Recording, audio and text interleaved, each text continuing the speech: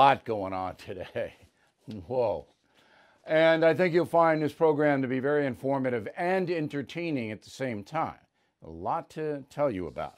So this morning, President Trump and Joe Biden found out that the debate for next week, scheduled for Miami on Thursday, is now a virtual debate, which means they're not going to be there in person. They're not going to be on the same stage. So right away, Donald Trump calls into Fox Business Maria Bartiromo. He likes her. He doesn't like, I guess he likes Fox and Friends, but he's this way on Fox News Channel. But anyway, he said, I'm not showing up to that. That's ridiculous. And it is. Because if you do a virtual debate, you can have people there telling you what to say, giving you tips, writing a script for you. How's anybody going to know? Are they going to have debate officials looking in your window? I don't even know if there are any windows in Joe Biden's basement. So, why bother? Don't even bother.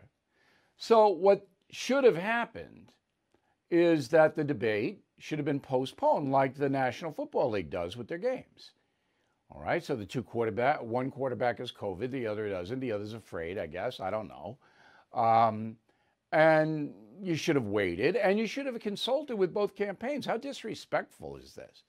That this commission out of nowhere says, well, this is what we're going to do. So Trump's not going to show up. And everybody's, Trump's not going to show up. And I think that it may hurt him not showing up, but I'd do the same thing. I would. I'm not going to do that. That's ridiculous. Now, I think there'll be a compromise on this. I think they'll come to some kind of agreement. If the president tests negative next Monday or Tuesday, there's no reason he can't go. Put a little shield. I think they had shields last night, the VP debate. I mean, maybe put barbed wire on top of the shields, so plexiglass, and maybe a couple of German shepherds to make sure nobody crosses. And you can do it that way. Right? I mean, there's no problem last night with the VPs. They were far away from each other. They had the plexiglass. They weren't breathing on each other, any of that. So I think it'll be worked out. You want to hear Trump? Should I play the Trump soundbite? All right, go ahead. Go. I felt I beat him easily. I think he felt it too. He wouldn't answer any questions, and he had the protection of Chris Wallace all night long. I thought Chris Wallace was a disaster. But I beat him in the first debate. At the second debate, we have a never-Trumper as a host, but that's okay because I beat him in the second debate also. And but I'm not going to do a virtual debate. All right, so Donald Trump thinks he won the first debate. Sure, I mean, he's entitled to his opinion, and But let's put it this way. None of the polls, public polls, which are bogus, the internal polling, which is not, showed the president improved his position after the first debate. And that's a fact. Now, what about last night? So I did the live tweeting. I hope you were there for that. It was entertaining. We have about 3.5 million Twitter followers now. That's a little big army out there. I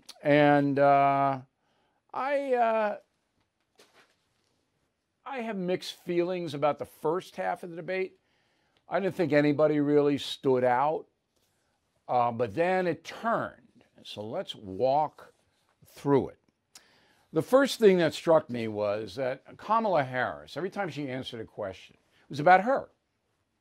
Me, Kamala Harris, Senator Harris, me. Every time Vice President Pence answered a question, it was about Donald Trump, not about him. I didn't hear Pence ever say anything about himself. So the ego, and me being a person with a big ego, I'm tuned into this. The ego was crazy imbalance. I mean, Kamala is like, oh, I'm Kamala. Don't you talk to me like that. Don't you lecture me. And there's Pence talking about Trump. Okay, number one. Number two, the demeanor. All right, so Pence, totally opposite President Trump. He's not a showman, he's not charismatic, but he was very methodical and very credible, knew what he was talking about, not a lot of stammering, all right, presented himself pretty well. He was respectful. I mean, he ran through the stop signs, but That's what they're all going to do. Senator Harris was immature. All right? So let me show you first what I'm talking about, and then we'll get into it a little bit deeper. Go. Joe Biden's going to raise your taxes. It's really remarkable to think, Susan. I mean, right after a time where we're going through a pandemic that lost 22 million jobs at the height, to give direct payments to families, which you were one of the original co-sponsors of in the United States Senate. They want to abolish fossil fuels and ban fracking. All right. You see the shaking of the head, the phony smile, the condescending attitude. Don't you hate that? I do. Just sit there, lady, and listen to him. You want to rebut him? Fine. But the truth is that everybody on this planet with an IQ over 80 knows if you win and Joe Biden wins, everyone's taxes are going up. Everybody. Because the federal government will start to tax everything, not just income. Okay? They have to pay for the Green New Deal, to pay for all of the social programs that you were promised. Free college, free daycare. Right? Have to. All right? There aren't enough people earning more than $400,000 a year to finance a tenth of what you were promised. So everybody knows you're going to raise taxes. Okay, so Frank Luntz, you know him, right? So he does these little focus groups of unaligned voters, whatever, okay? And here's what he said right after the debate. Go. But the complaint about Kamala Harris was that she was abrasive and condescending. The complaint about Mike Pence was that he was too tired, but vice presidential or presidential.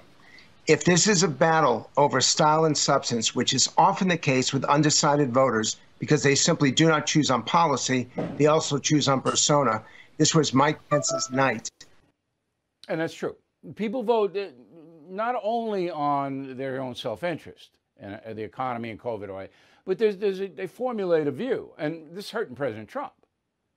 So women particularly think that he's a barbarian, all right, that he's boorish.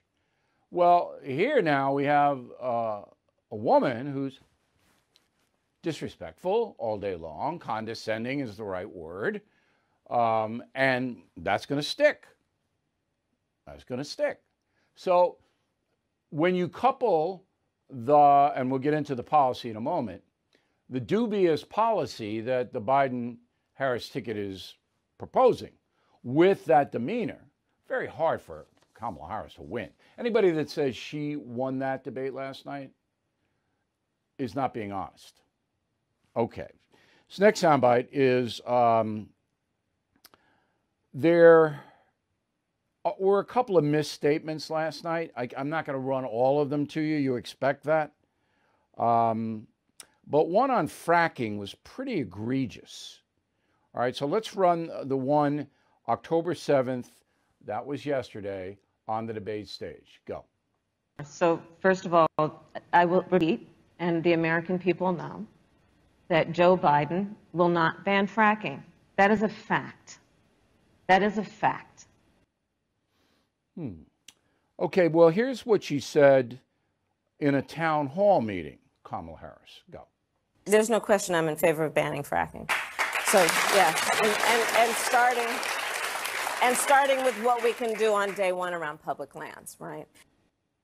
Okay, so look, she said Joe Biden will not ban. All right, so maybe it wasn't a direct lie, but she's giving herself all this wiggle room that she doesn't deserve. I believe that Joe Biden will wipe out the fossil fuel industry in this country because he has to. All right, Cortez and the others, the global warming people, be all over him. All right, the next one is the law and order. Now, she got hurt on this one, but not for what you think. I mean, Kamala Harris is soft on law and order, even though at one time she was a fairly aggressive prosecutor in California. That's true. All right, but now she's not. And I'll prove that in a little while. But she used this law and order issue, which is very, very important. All right, she used it in a very interesting way. Go. I will not sit here and be lectured by the vice president on what it means to enforce the laws of our country. And again, I will not be lectured by the Vice President on our record of what we have done in terms of law enforcement and keeping our communities safe. I will not be lectured. How dare you lecture me? How dare you question my record? You see? So you couple that with the split screen arrogance on the facial, and that's like, do you really want to have lunch with this woman? Now, full disclosure, I don't like her. I don't know her. I've never met her. But after what she did to Brett Kavanaugh, I couldn't possibly like her. She tried to destroy him and his family, his wife and 2 daughters, on nothing. She had nothing. Okay? And then she said she believed the woman who accused Joe Biden of doing a very bad thing. Remember that? Well, I believe that one. But as soon as Biden picked her for VP, I didn't believe her anymore. So to me, and I evaluate people on a number of levels, but if you are a phony, I'm not going to like you. I like genuine people, real people. All right? That woman, never. So you should know that in my analysis. I don't like her. Now, as you know, I don't have any use for the corporate media in America. I believe it's corrupt across the board. I think I've proven my case beyond any reasonable doubt. But here's another example. So you remember earlier this week, Lester Holt, the anchorman for the NBC Nightly News, had a town hall with Joe Biden. At that town hall, 2 men appeared to ask questions. One was a lawyer named Peter Gonzalez, all right, and the other was a marketing executive named Ishmael Ilano. All right, they asked questions of the vice president. Now, Lester Holt told the audience that they were undecided voters, undecided. However, a little investigation reveals that on MSNBC, both men appeared with the caption, Gonzalez, Republican for Biden, and Ilano, independent for Biden. Okay? So what NBC News did is they took 2 anti-Trump people from MSNBC, trucked them on over to NBC, and put them on under a different title. Now, I can't believe Lester Holt knew that. I pray that he did not. I worked with Lester at Channel 2 in New York, WCBS. I have a lot of respect for Lester. I hope he wasn't in on that con. But this is just unbelievable what's happening here in this country. This is NBC News, Huntley Brinkley. It's owned by the Comcast Corporation, which is centered in Philadelphia. And now you're putting a fix in on a town hall meeting with a presidential candidate? That's what you're doing, NBC? And you're stupid enough to take people from MSNBC that you've already branded pro-Biden voters and then tell the people watching the town hall that they're undecided? I mean, this is just, I can't tell you how dishonest. This is just fraud. And this is happening at all the networks and all the cables. I'll tell you. All right, so, and here's another example. So President Trump stopped the negotiation on the COVID stimulus package. And he got hammered by the press. Okay. Now, when I saw this, I knew there was a reason, and it didn't take me more than 5 minutes to find out the reason. So let me walk you through this. So the Democrats want $2.2 trillion in COVID stimulus. The Republicans have countered with $1.6 trillion, both enormous amounts of money. I mean, it doesn't mean anything to us now because we're used to hearing 30 trillion, 25 trillion. But this is an enormous amount of money.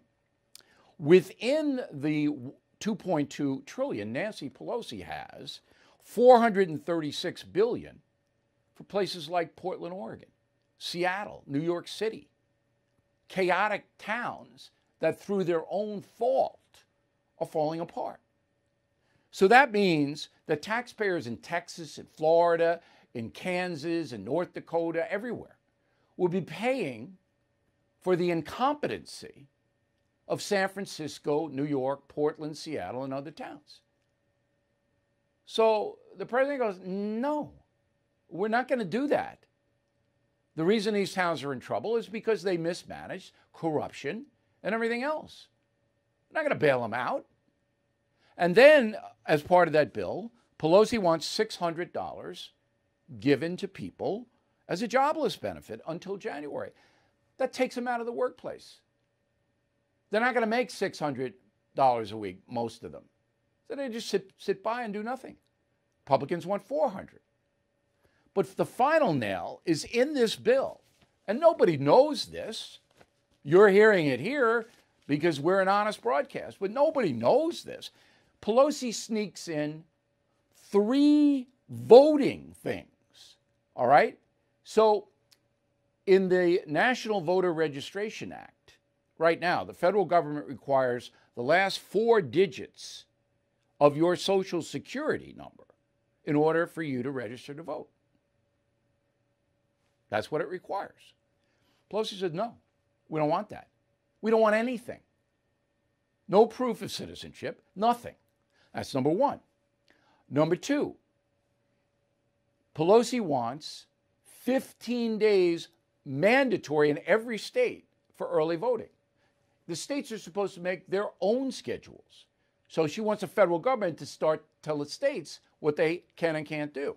And finally, she wants votes counted 10 days after the election, if postmarked by Election Day. Federal mandates. The states run the elections. Each state has different standards. Some states are corrupt, some states are straight. Pelosi wants to stack the deck in favor of corruption, because if you don't have to provide your last 4 digits of Social Security number, you could be here illegally and vote. Who's gonna know? But that's what Pelosi wants. So this is in the bill. This is in the COVID stimulant bill. What's it doing in there? Now, have you heard that anywhere? No. The Associated Press, all right, the national press organization. Oh, this is going to hurt Trump. He doesn't want to give money to people suffering from COVID. Oh, no. Any of this in there, Associated Press? You lazy, corrupt people? No. All right, let's bring in Rick Wilson. He is a member of the Lincoln Project. That's Republicans who don't like President Trump want him out. He's the co-host of the New Abnormal podcast. He worked in 1988 presidential campaign for Bush the Elder. He was an advisor to Rudy Giuliani in New York City. And Rick is a Republican, but has no use for Donald Trump. So I asked Rick to read my column, which is posted on BillO'Reilly.com, entitled President Trump RIP with a question mark. And in the column, I go over the thing, if Joe Biden is elected, what will happen, especially if the Democrats get control of the Senate and House, what will happen to this country? And it's kind of intense. So, Rick, what do you think of the column? Well, Bill, look, I have a slightly contrary view to that. I think the first 2 years or so of Joe Biden's administration will be marked by the fact that we have to get this country out of the ditch that it has been in for the last 9 or 10 months based on the economic and social and humanitarian damage that COVID has done to this country.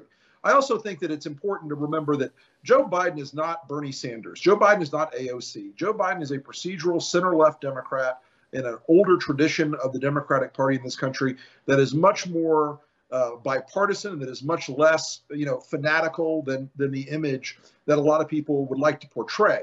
But I do think the first couple of years are going to be marked by a recovery period where his intensity and his focus is not going to be on the Green New Deal. It's going to be on getting COVID rectified, dealing with the sweeping damage that's happened in the society and the economy based on a pandemic that has been grotesquely mismanaged. All right. So if you go to Joe Biden's website and you read what his plan to combat COVID is, He doesn't have anything specific. Listen to science. That's what he has. That'd If you be a look start. at the world, COVID's making a comeback everywhere. Great Britain, France, India, just today, Germany announced a resurgence of COVID. So to me, I don't know what Joe Biden would do differently. Maybe you do, and you can tell me, because I go to his website and I say, okay, Joe, how are you going to combat this virus? And there's nothing there but listen to the science. Well, I mean, that would be a big start, Bill. I mean, we have had a president. What science? You want to line up researchers? You want to get Pfizer? You want to get Moderna? Who do you want to get in there to listen to? Well, look, this is a president who put people like Michael Caputo into the HHS, who have no background in science. He's a guy who is sidelined. But Rick, I don't want to get a micro. You know more about this than I do. I'm an American now, not as a commentator. I want to know what Joe Biden's going to do differently than what Donald Trump has done. And I can't figure it out after one debate and going to Biden's website. I don't know what he's going to do differently. Well, look, he's going to assemble a team of people around him. Assemble a team. Who are driven, Joe, who are driven. Joe Biden's not going to pretend he's an expert on the virus, but he's going to go after a group of people who are going to be experts, who are going to have a depth of knowledge in this, and they're going to take recommendations from them. Look, Joe. But shouldn't he know what those recommendations are now? Shouldn't he know what his little team is going to purport? Look, they're going to be. You're voting on a hope. You're voting, Rick. If you vote for Joe Biden, you're voting on a hope. You're hoping that he doesn't spend trillions on the Green New Deal, that he doesn't raise taxes in the middle of a quasi-recession. You're hoping. He hasn't said any of that. He hasn't said what he'll do about anything. That's my fear. And I don't think he's running a party. I don't think he's running the Democratic Party. Election, it's a referendum on Donald Trump. Full stop. Okay? People are going to make up their minds whether they want 4 more years of Donald Trump or not. All right. That's true. And that's fine. And that's true. It's a referendum on Donald Trump. But there are consequences if you reject Donald Trump. Then you're getting a man, who has no plans. He has no plans. Look, under the Obama 8-year economy, which Biden says that he ran, under the Obama 8-year economy, okay, wages went up 5%. Under the 3 years of Trump, wages went up 9%. Okay, so. And we juiced the Federal Reserve with trillions of new debt to get there. And you think Biden's going to play down the debt? Look, the debt under Donald Trump has increased much faster rate than it decreased under Barack Obama. And get this, Bill, when Barack Obama was president, I was critical of the debt and the spending. Donald Trump has accelerated that and ramped it up through the sky. This is not a fiscally responsible president. So if you're going to argue, don't you believe that the economy was beneficial to you and me and to every other American before COVID? Wouldn't you say that? I agree. I hate the spending. But wasn't the economy beneficial to most Americans?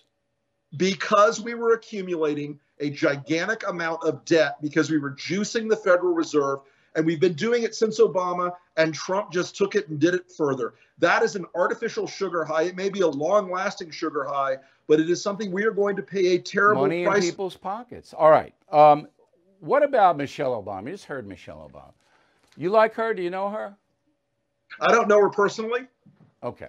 I like her. I mean, the interactions I've had with her have been good. But when you hear something like that, and when you see the Democratic convention, you're a Republican, and you made a nice living for many years slashing the Democrats. So you look at their convention, and there's 4 days and a keynote speech by Biden that not one time was any of the protests mentioned, any of the rising violence in the major cities mentioned. Not one time did they mention it. Are you confident that this party will confront the unbelievable rise in violence in America? Are you confident that would happen? In fact, the protests have largely been peaceful. This idea that American I just gave you the stats. Are you rejecting the stats I just gave you? It's fallacious, Bill. There are people in a few square block area in Portland that get over the top. There are people that have for 1 or 2 nights. And listen, Bill, no one, including Joe Biden, who has condemned violence, who has condemned rioting, who has condemned looting very clearly and very plainly, no one is out there. There is no pro-violence demo inside this country. There isn't. Okay? Look, you saw and heard in last week's debate Joe Biden say the authorities in Oregon can control this.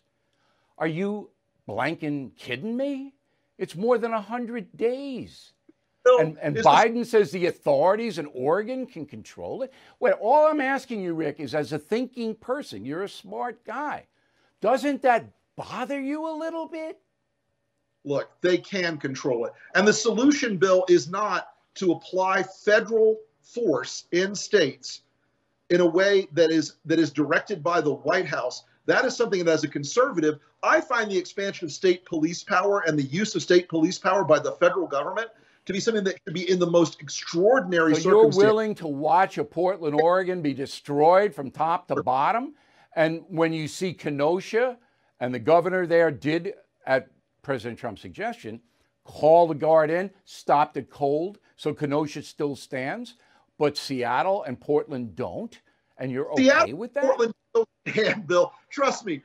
I've been in Seattle recently. It was not the radioactive Mad Max hellscape you think it is. It is a thriving, vital city. There's not a giant area. The whole panic about the Chaz was about a block and a half area that was there for that had some protesters in it for a couple of days. This country, Bill, is largely stable. It is largely peaceful. It is largely quiet. Look, things that you're trying to portray. You live in Florida, and I live in New York. And I know that New York City is the most violent in my lifetime. I see it every day. My friend Rick Moranis was just punched in the face by a stranger, and the police tell me it happens a dozen times a day. Chicago, the stats speak for themselves. So I have one more question for you. Aren't you a Democrat now? You're not really a Republican anymore. I mean, to say that Portland can handle it, that Oregon can handle it, that's all Democrat. That's what they believe. Republicans don't believe that. So, and there's no problem if you've shifted over. I mean, you got to go by your conscience. But aren't you a Democrat now? Say that. That's before you listen. I am a believer in the rule of law. I'm a believer in the Constitution. I'm a believer in the 10th Amendment, which we all used to be in favor of, which said that anything that wasn't a direct federal responsibility redounded to the states. I believe that the use of federal police power should be tightly constrained. I believe the use of executive power should be tightly constrained. These are the same positions I had during Barack Obama that I now have during Donald Trump. The fact that Donald Trump is a man who believes in expansive authoritarian power by the executive is something that I find objectionable as a conservative. All right, but here's what I don't understand, and I'm a simple man, as you know. You work for perhaps the most authoritarian mayor in the history of this country, Rudy Giuliani. You worked for him for years and advised him. How could you work for that kind of an authoritarian presence and now decry the authoritarian presence of Donald Trump? Because the authoritarian nature of the presidency under Donald Trump is a constitutional crisis. Rudy was a locally elected mayor. He was locally elected to address a specific problem in New York at that time. Now, if Bill de Blasio or whoever the next mayor of New York is going to be doesn't take on crime, there will be a response to it by the voters. But that is not the federal government's responsibility, in my view, as a conservative, to go into the cities and say, I'm going to manage the way a municipality governs. Now, what if there is a president, say, Kamala Harris someday, who says, I don't like the way that Huntsville, Alabama is running things, and I'm going to go in there and seize all the guns. I mean, these things, you don't want to break institutional norms. You don't want to break the constitutional boundaries where states and localities should have their control and the federal government should have its. That, to me, Bill, is where a conservative decides that you have to call BS on Donald Trump. But Trump didn't do that. He didn't send them in. He sent some federal marshals in to protect federal property. He absolutely is right to do that in Portland, but he wasn't asked in. But I'll tell you what, Portland and Oregon are done, and they're local people. And for Michelle Obama to say, oh, it's just a little thing, when it's record breaking. There have never, even in the height of the Vietnam War protests, Nothing like what happened after Floyd. And for her to get on there and diminish it frightens me. You had entire sections of Washington burned to the ground. And in Portland right now, there is about a 2-block area where this goes on. The whole city is done. I used to work. I know people there. I used to work there. There isn't a business that making any money in Portland, Oregon. It's all shot, all finished. I did not notice the pall of smoke rising over the city. It was pretty peaceful and some good restaurants. So. All right.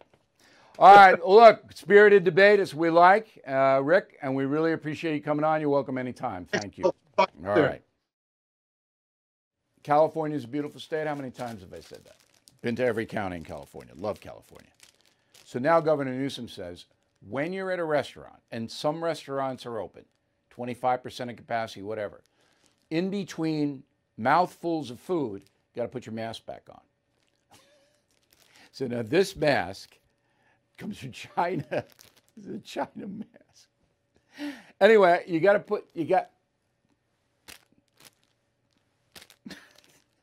I'm sorry, Governor Newsom. I'm not doing it. All right? I'm not doing it. Number one, it's unhygienic. Okay? So I'm chewing. I got to get the mask on. I'll chew the mask. I might swallow the mask and die. This is how insane the far left is. So Newsom, he's just doing this to screw with you. All right? Because he can. Oh, yeah. It's incredible. I don't know how you eat a Big Mac with the mask on. How do you do that? Or the Whopper would be all over you. You think I'm making this up? I'm not making it up. I'm not making it up. Here's a tweet. Quote, this is from Newsom. Going out to eat with members of your household this weekend, don't forget to keep your mask in between bites. All right, grand jury in St. Louis indicted Mark and Patricia McCluskey. They were the couple who came out of their house with guns when Black Lives Matter broke the gate to their private road and marched on in. They own the guns legally. They're being charged with illegally brandishing firearms. The insane district attorney, Kimberly Gardner, funded by George Soros, brought this case to a grand jury and they're indicted. This is what they call political prosecution. This happens in Cuba, in Russia, in Nazi Germany. This is political prosecution. There's no case here. They have the right to come out with legal firearms and protect their home. They have the right to do that. Now, the governor of the state is going to file a brief to throw this out, and the attorney general of Missouri. And it will be thrown out. But this is using your power as a district attorney to persecute someone because of political beliefs. No doubt about it. This is what George Soros wants. He gave this loopy DA, he gave her $116,000 for her campaign. You don't see the danger? Kamala? Joe? Huh? You don't see the danger coming? Associated Press, let's get back to the AP. They have a style book. When I was at Boston University taking journalism courses, we had that style book. And this is what you're supposed to do. All right, the AP puts a book out every year. So the new style book says you can't use the word riot. Riot is gone because that word is stigmatizing. So you can't, if there's a riot, you can't call it a riot. You can't, because it's stigmatizing. Here's a quote from the AP. You ready? Focusing on rioting and property destruction rather than underlying grievance has been used in the past to stigmatize broad swaths of people protesting against lynching, police brutality, or for racial justice, unquote. So the AP says, don't use riot, use unrest. Unrest, not riot. Corrupt press No doubt it is. You all know that. That's why you're watching me. That's why you come here. Corrupt press, right there, combined with far left violators of constitutional rights. Corrupt press, violators of constitutional rights. You see what's happening? There's a convergence coming. Every one of us will suffer because there's nothing we can do about the corrupt press. There's nothing we can do about Comcast or Disney. We can't do anything about that. And the prosecutors are elected. AP. Eddie Van Halen dead at 65. Big smoker, big drinker, throat cancer. You know, legendary guitarist, obviously, if you follow Van Halen over the years. Very sad situation. 65 now is young. Used to be if you were 65, you're old. Not anymore. So anyway, our condolences to the Van Halen family. The lesson here is don't smoke. Please don't smoke. And if you drink a lot, your liver is going to give out. So those are not things you want to do. NBA. Nobody watching the playoffs. LA Lakers, Miami Heat. I couldn't care less, and I'm a basketball fan. Not watching. Okay? So NBA's taking it right between the eyes, just like the National Football League is. How? People aren't buying their stuff. Their jerseys, their hats, their sneakers, not buying it. Why? Well, in the NBA case, it's because of LeBron James, the superstar LA Laker forward. Mr. James has become a far-left guy, an arrogant guy on politics. Tremendous athlete, I mean, no doubt about it. But even as good as he is, nobody's watching him. Not going to watch that. Why are we going to watch that? All right? So the commissioner of the NBA, who's frightened to death of LeBron James, is named Adam Silver. Here's what he says. Go. I would say in terms of the messages you see on our court, on the jerseys, this was an extraordinary moment in time when we began the discussions with the players and what we all lived through this summer. My sense is there'll be somewhat a return to normalcy, that those messages will largely be left to be delivered off the floor. Yeah, I think so. So you're not going to see the Black Lives Matter on the jerseys next year because now the bottom line being impacted. And I said this about the National Football League as well. You guys playing in these leagues, your salaries coming down. Big time. All right? Coming down. Because the teams are not making nearly as much money as they used to make because people are angry about all this far-left activism on the field and on the court. It's very simple. So Silver sees it. He's still frightened of the players. And the National Football League, they're frightened of the players too. 70% of all NFL players are black. All right? But when it comes down to money, then things change. Then they change. All right, let's get to the mail, Jim. And you can reach me at bill@BillO'Reilly.com, bim.com. Forget COVID, the economy, and all the rest. This election is about one thing. It is about the political structure of the USA and the Constitution that shaped it. That's right, Jim. You're absolutely right. Phil, concierge member. Thank you, Phil. Bill, Mike Pence did not help Trump out tonight. Missed too many opportunities to confront Harris on liberal left radical positions. Jason, Mike Pence destroyed Harris. She was terrible. No way she's qualified to be vice president. Bonnie Stevens, Everett, Washington. I think one reason Donald Trump rates low for many suburban women is that we have tried to teach our children not to make fun of other people or call them names, and the president does that. Ronald Wilson, Big Timber, Montana. Bill, I decided that getting mad watching the VP debate wasn't worth it, so I decided to read Killing Crazy Horse. Yes.